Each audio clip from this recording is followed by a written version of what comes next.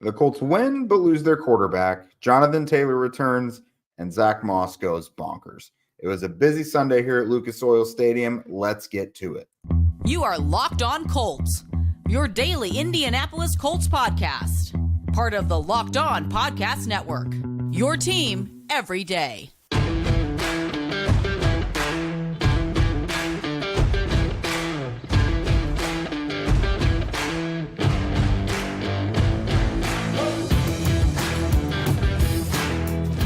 All right, what's up, everyone? Thanks for tuning in and making us your first post-game listen. This is your daily podcast covering your Indianapolis Colts, part of the Locked On Podcast Network, your team every day. And today's post-game show is brought to you by FanDuel Sportsbook, official sportsbook of Locked On. Make every moment more. Right now, new customers can bet $5 and get $200 in bonus bets guaranteed. Visit FanDuel.com/LockedOn to get started. Please bear with me. I feel like I'm starting to come down with something. It's that time of year. Anyways, this is Jake Arthur from horseshoehuddle.com, and I am here to wrap up a beautiful Colts win for you guys. It's been happening a little more this year. They're now 3-2, 23-16 over the visiting AFC South foe Tennessee Titans. That puts the Colts right up there near the top with the Jacksonville Jaguars. Jaguars technically hold the tiebreaker.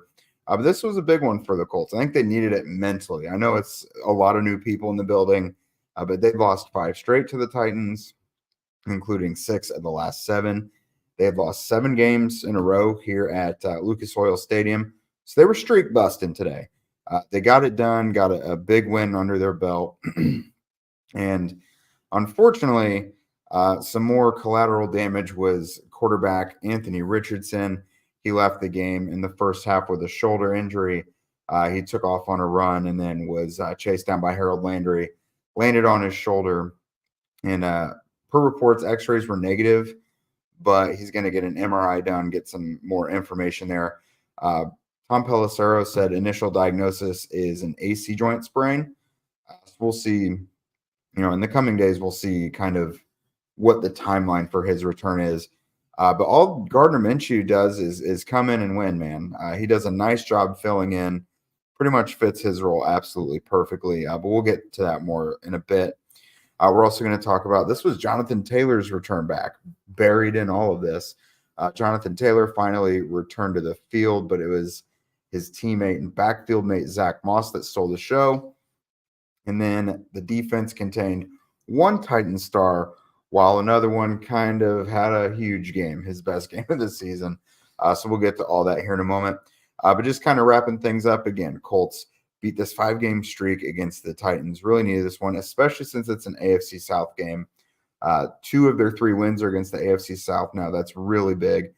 It's pretty early in the season, but this already had postseason ramifications because fast forward to week 17, week 18, these head-to-head meetings with AFC South teams might be a pretty big deal.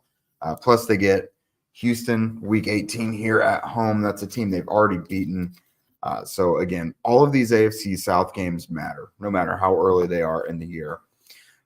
Aside from Anthony Richardson, the only other injury really to note, tight end Mo Alley-Cox also left with a concussion.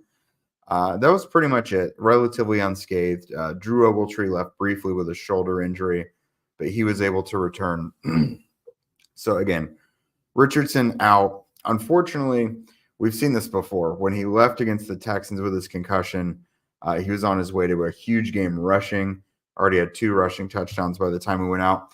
In this one, it looked like he was on his path to his best passing performance. At the time he left, he was 9 of 12 for 98 yards and a 98.6 passer rating. His YPA was up there. His completion percentage was up there. Had a couple of really nice plays, especially on third down. There was the third and 16. He hits Josh Downs on a deep outpost over here for 38 yards. That was a huge play again on third down. Had another big third down play to Drew Ogletree. I think it was 3rd and 6. They wind up getting that one for 13 yards. So he was on his way to a really impressive day passing the ball. Ultimately, I mean, we're just going to have to see and hope this doesn't continue to be a recurring thing. There's a lot of opinions out there right now, and I have a hard time deflecting some of that because life as a running quarterback, it's not always like this. Like, he's not always going to be this banged up, or is not supposed to be. But I mean, I cannot deny that this is, the third time in 5 weeks, the third time in the 4 games he's played that he's had an injury and has not been able to finish the game. So we just gotta, we gotta hope as people who cover and observe and root for the Colts that this isn't going to be a pattern moving forward, that this is just a rough patch to start his career. Because the really unfortunate part of it all is when he's on the field, he looks really good. We're seeing him grow all the time, but it's just he's only completed 1 game so far. So that's really tough. Hopefully what we hear in the next 24, 48 hours is good news. With an AC joint sprain, I don't think if that's what it is, I don't think that's supposed to be like a big, long thing, maybe like a week or 2. That's just me. We need to hear more information. But generally with that injury, it's not like a huge issue. So stay tuned for that. Again, otherwise, Jonathan Taylor made his debut today over the weekend. If you guys didn't catch up with our stuff, he was activated off the physically unable to perform list. Shortly after, was rewarded with a handsome new contract, 3 years, $42 million, $26.5 million guaranteed. Essentially locks him into being one of the top 3 highest paid running backs in the league. And I hope no one had super high expectations today because he was on a snap count. They weren't going to throw him into, they weren't going to put him in a big workload. Wound up for 7 touches overall for 34 yards. Had a nice 16-yard reception at one point, nice screenplay. But they'll ramp up his workload coming up here shortly. But what makes it really interesting, the Colts kind of have a really good problem on their hands. It's something we'll talk about here in the next segment. But first, we're going to hear from our friends over at FanDuel. Snap into action this NFL season with FanDuel, America's #1 sportsbook. Right now, new customers get $200 in bonus bets guaranteed when you place a $5 bet.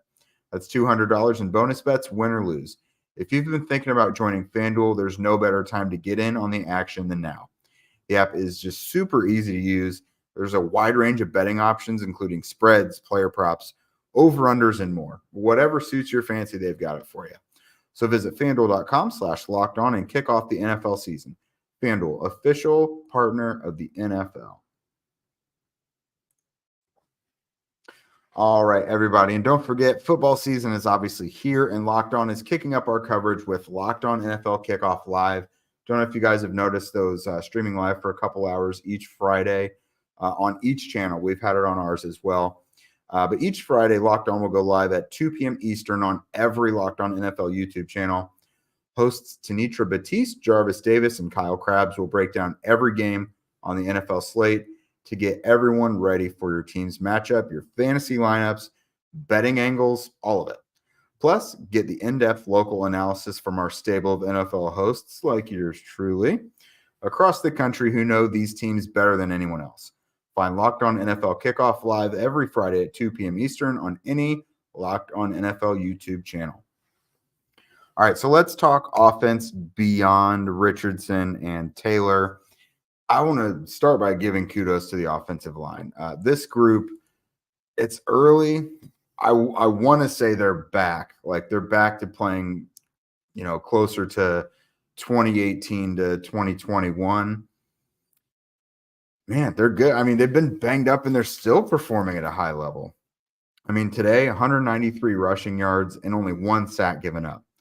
And when Anthony Richardson's out there, sacks are not going to be coming through as much because he's better at escaping. It seems like he's got better peripheral vision.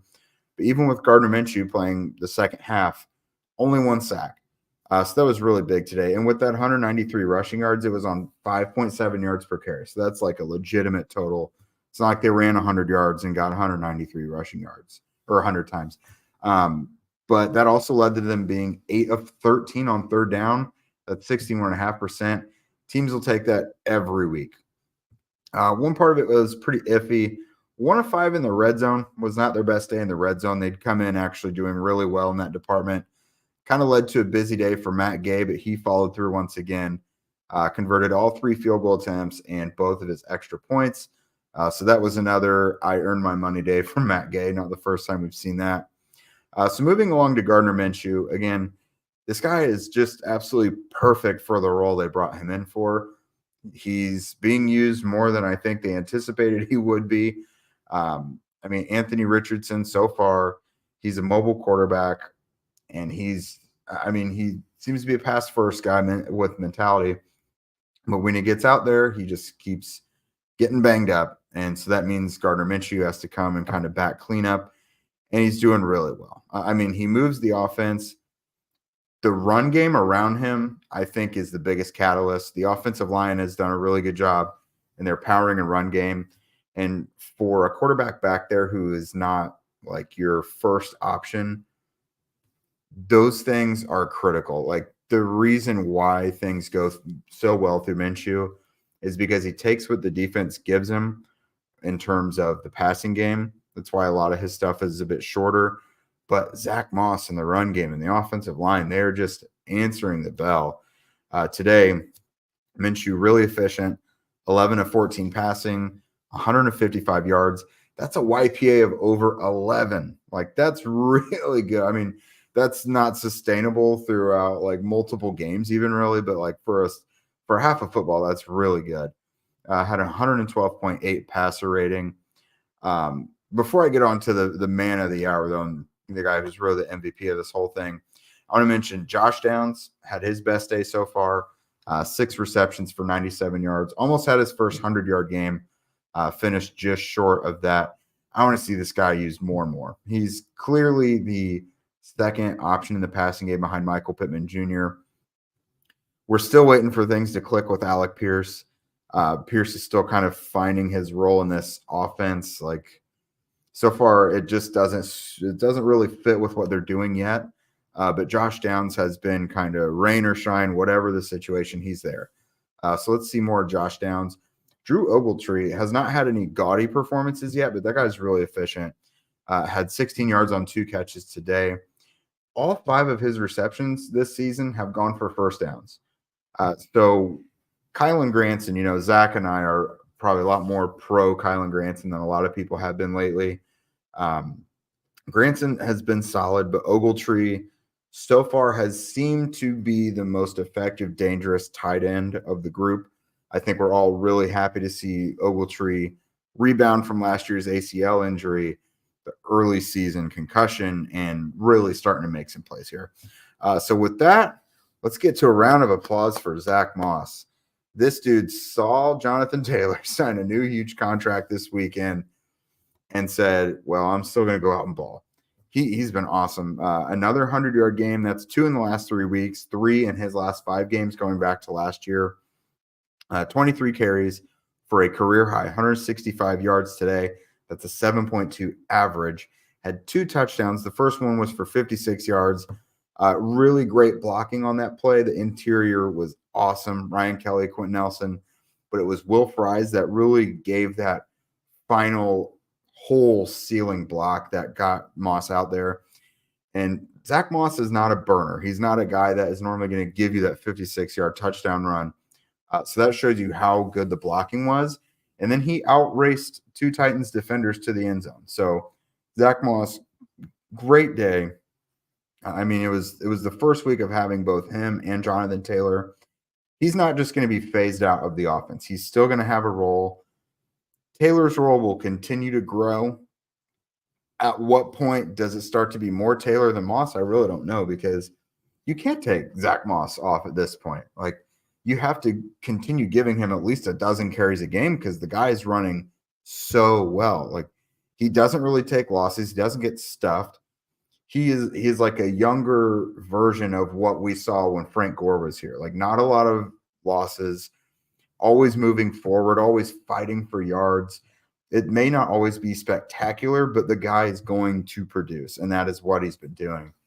So really, really valuable for the Colts. I know at the time, a lot of us thought it sucked that Nyheim Hines got traded away, and it did. But I don't know if anyone thought Colts were getting back in return what Zack Moss has provided. And now I think this is 7 games as the Colts' primary running back. He's been nuts. Again, has never had fewer than 70 yards from scrimmage.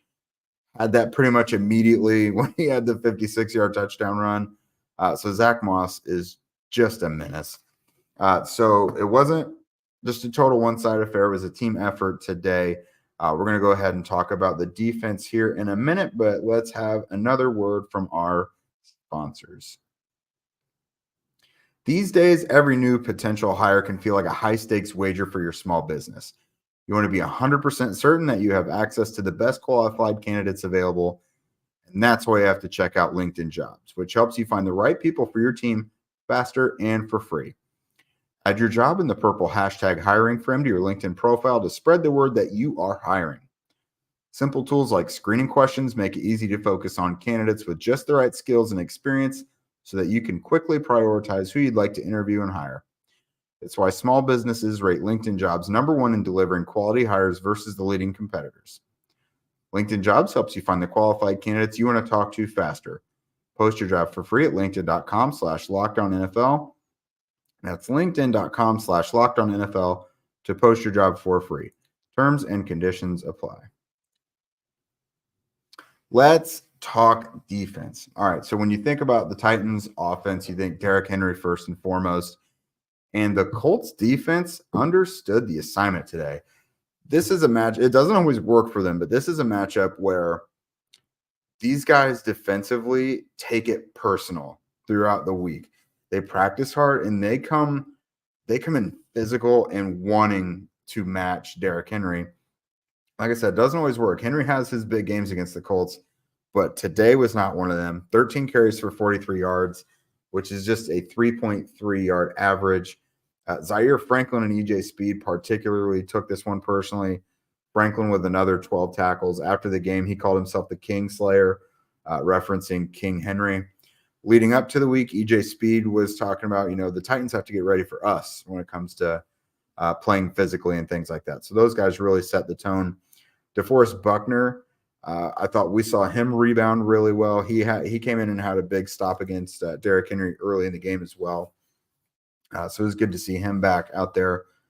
Again, this defensive front is just playing at a high level. They have been able to survive somewhat without Kwity Paye being out there full time. I know they obviously lost last week, but this was a game where Kwity Paye's presence really, really would have helped. And they didn't let that kill them. They got a pretty good return on it. Dayo Dangbo, he gets into those running lanes. He gets pretty active, so that was big. So while the Colts did not let Henry kill them, they kind of did let DeAndre Hopkins kill them. The game, 23-16, it was pretty close throughout most of it. The tide shifted several times, it felt like. And I think a lot of that was Ryan Tannehill to DeAndre Hopkins. You take away Hopkins' productivity, and Ryan Tannehill just had like a totally meh game because I think he only had a pass rating of about 78 point something. And it was pretty reflective. Like the passer rating doesn't always match the eye test. But yeah, if you take Hopkins away from Tannehill today, the Colts did really, really well in the passing game. But I think that's to be expected. I mean, we know Dallas Flowers was lost for the season with the Achilles this week. And that put the Colts with 2 rookies playing at outside cornerback. Juju Brents and Jalen Jones starting. And I mean, DeAndre Hopkins had the type of performance you would expect against 2 rookies. I mean, I ain't mad at it. I mean, he had his biggest performance of the year, 140 yards on 8 catches. That's 17.5 yards per catch. Ultimately, that didn't beat the Colts. I mean, but it is something to be cognizant of because there will be some matchups here where that might make a pretty big difference. So these young guys will continue to grow and get better, but they kind of had a tough test today against an older DeAndre Hopkins, but someone who still is one of the more effective top wide receivers in the league. So you win some, you lose some. In terms of pass rush, so just one sack for the Colts today, but they were hitting Ryan Tannehill early and often. Samson Ebukam had the one sack, but they did have 8 quarterback hits throughout the day. And Tyquan Lewis actually had a team-leading 3. There were several guys who had 1, but Lewis was getting really, really active in it too. That's a guy who filled in pretty big for Kwity Paye. Dio Dengbo obviously is going to get a lot of the attention, especially after the performance he had last week. But Tyquan Lewis, still effective, still getting after the passer, made things really uncomfortable for Tannehill. Tannehill did convert in some big moments, but overall, like the Colts continuing to harass him. You could see it in the very last play of the game, about 15 seconds left. He was getting hit as he threw down the sideline. Julian Blackmon calls game, flies in from his spot in the backfield and intercepts the ball. Game over. That happened because Tannehill was getting hit as he threw. Made a poor choice, made a poor throw. But the Colts defense overall, it wasn't their best game, but I don't have any huge concerns either. Like, again, they started 2 rookies on the outside and it looked that way, but they stopped Derrick Henry for the most part, and they rattled Ryan Tannehill and made him make some mistakes. So to me, they kind of answered the bell. So 23-16 win for the Colts today. I'm calling it a day. The rest of the week, the Colts have the Jaguars up next. It's going to be another tough AFC South matchup. We'll talk to our guy Tony Wiggins at Locked On Jaguars. Zach will be back with us coming up. We'll get his takes on the game after he dove into the film. I'm going to take another look. You always see more things watching the film after rather than just seeing it live in person. So we'll have a lot of fun nuggets coming for you guys that way. If you don't already, follow at Locked On Colts, at Jake Arthur NFL, and at Zach Hicks 2 on Twitter. Also subscribe on YouTube and wherever you listen to podcasts. Give us those 5-star ratings and reviews as well. We would truly appreciate it. And with that, we will see you guys on Tuesday morning.